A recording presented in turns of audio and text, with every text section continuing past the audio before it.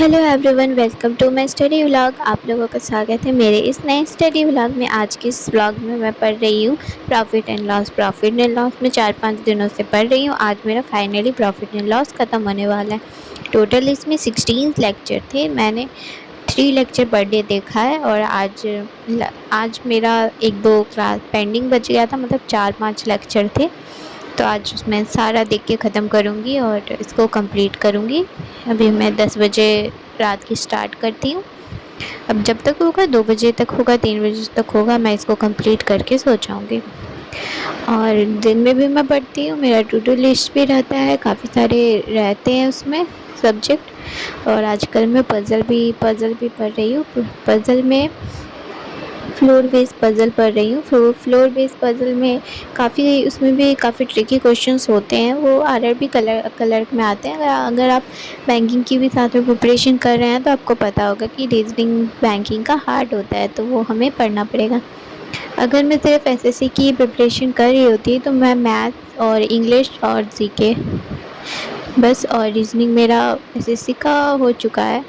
इतना इतना नहीं रहता है, लेकिन अब मैं बैंकिंग की भी कर रही हूँ तो मुझे रीजनिंग पढ़ना पड़ता है। रीजनिंग में पज़ल आपको कितना पता है बैंकिंग में पज़ल कितना इम्पॉर्टेंट है और कितने मार्क्स का आता है पज़ल। तो पज़ल में मेरे फ्लोर बेस्ड पज़ल बार बार गलत हो रहे थे, तो मैं वो पढ़ रही थी आज दिन में कि फ्लोर बेस्ड पज़ल कैसे सॉल्व करते हैं।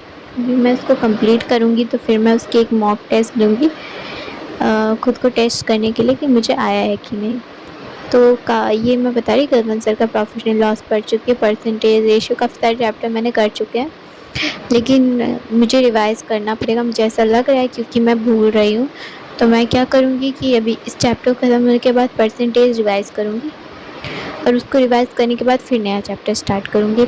एक नया चैप्टर स्टार्ट करूँगी, जब वो ख़त्म हो जाएगा पुराने एक चैप्टर रिवाइज़ करूँगी, फिर एक नया स्टार्ट करूँगी। मैंने ऐसा सोचा है, क्योंकि दोनों चीज़ साथ में नहीं हो सकता। या तो हम एक दिन में पढ़ लें, क्योंकि और भी सब्जेक्ट तो पढ़ने हैं, सिर्फ एक सब्जेक्ट तो नहीं पढ़ना ना। सिर्फ एक सब्जेक्ट पढ़ना तो तब तो बैलेंस हो जाता है, लेकिन अब बहुत सारे सब्जेक्ट पढ़ने हैं। तो या तो हम उस दिन नया कुछ पढ़ सकते हैं, नहीं तो पुराना रिवाइज़ कर सकते हैं। दोनों में से एक ही चीज़ कर सकते हैं। तो मैं ऐसा करूँगी कि 5 दिन नए चैप्टर पढ़ूँगी, कोई एक ख़त्म करूँगी 5 दिन में। उसके बाद छठेवां दिन पुराना कोई भी एक चैप्टर उठा के उसे रिवाइज़ करूँगी। अभी मैं आज करूँगी रिवाइज़। परसेंटेज देखती हूँ कितना टाइम लगता है एक चैप्टर रिवाइज़ करने में, और फिर उसके बाद बैंकिंग के क्वेश्चंस लगाऊँगी परसेंटेज के, और फिर देन उसके बाद मॉक दूँगी। मॉक मैं टेक्स्ट बुक पे देती हूँ, तो आप लोग भी दे सकते हो, और टेस्ट ट्रैकिंग एप्लीकेशन पे भी देती हूँ जो गगन सर का है। दोनों ही पे देती हूँ। वन डे और हार्ड वर्क विल बी,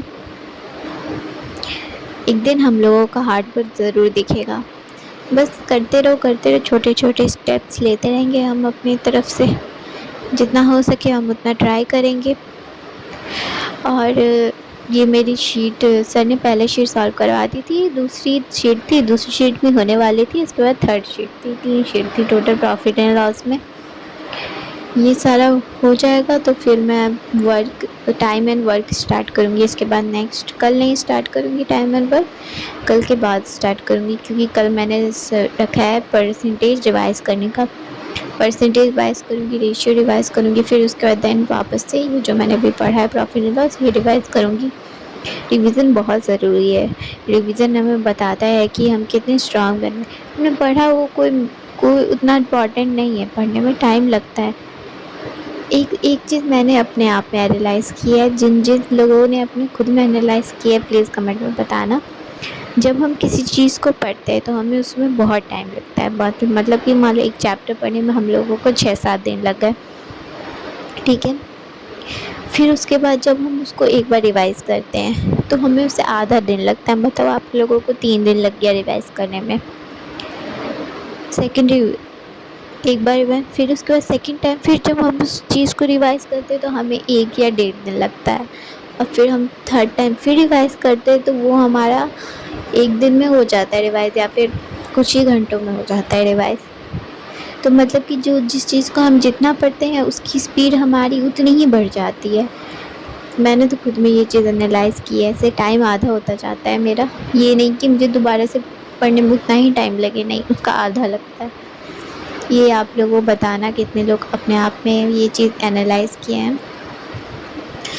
तो इसको कम से कम मुझे ना ये चैप्टर कंप्लीट करने में ना, अभी मैंने 10 बजे स्टार्ट किया था, तो मुझे तो लग रहा है कि मेरा 2 या 3 बजेगा, क्योंकि मेरा काफ़ी सारा पेंडिंग था।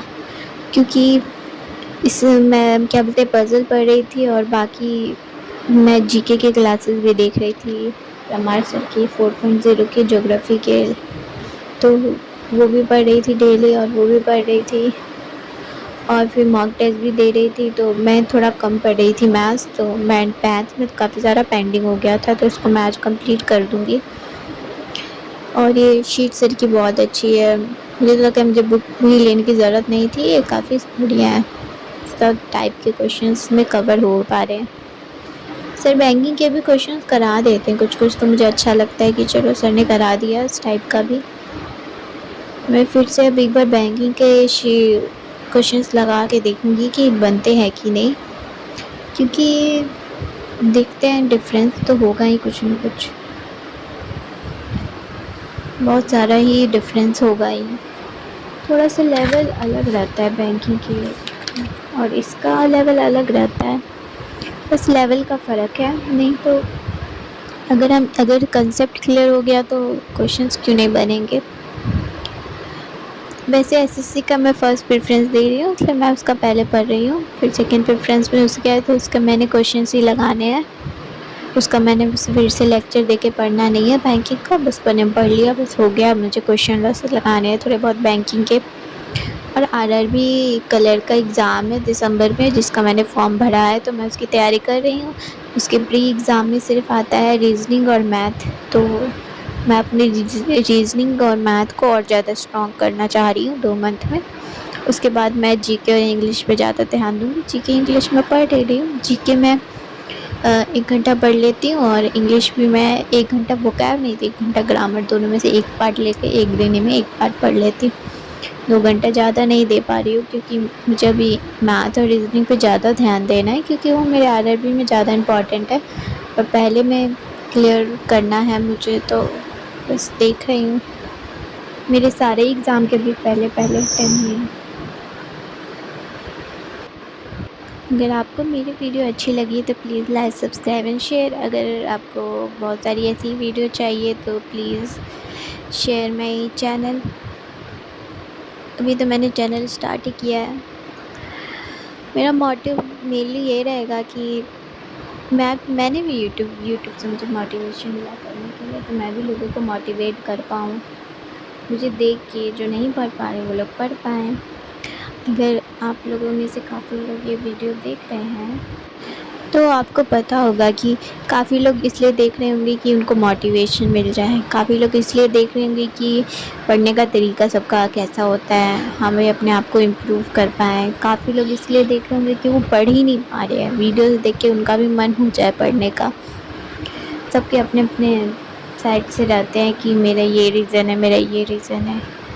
मोस्ट ऑफ सबसे इम्पॉर्टेंट ये रीज़न है कि अगर आप वीडियो देख रहे हो, अगर आप मोटिवेशन के लिए देख रहे हो तो अच्छा है, अगर आप थोड़ी देर के लिए टाइम पास के लिए देख रहे हो, माइंड फ्रेश करने के लिए देख रहे हो, तब भी अच्छा है। अगर आप ये वीडियो इसलिए देख रहे हो कि आप पढ़ ही नहीं पा रहे हो, तो आप फिर इसके बाद दूसरा वीडियो देखोगे, फिर तीसरा देखोगे, फिर चौथा देखोगे। फ़ोन बंद करो और पढ़ने लग जाओ, उन लोगों के लिए जो नहीं पढ़ पा रहे हैं। मैं भी मैं ऐसा क्यों बोल रही हूँ, लेकिन यही सही बात है।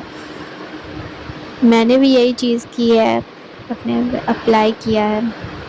एक बार मन लग जाता है ना पढ़ने में, तो फिर कुछ अच्छा ही नहीं लगता है, फिर कुछ भी नहीं अच्छा लगता है, फिर फ़ोन चलाना भी नहीं अच्छा लगता है।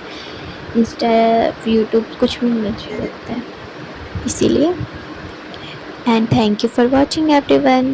B motivated for our studies, और प्लीज़ सब्सक्राइब माई चैनल। अगर आपको मेरा वीडियो अच्छा लगा, अगर मैं आपको थोड़ा भी मोटिवेट कर पाई हूँ, तो प्लीज़ मेरे चैनल को लाइक, इस वीडियो को लाइक कर दीजिए, और मेरे चैनल को सब्सक्राइब कर दीजिए।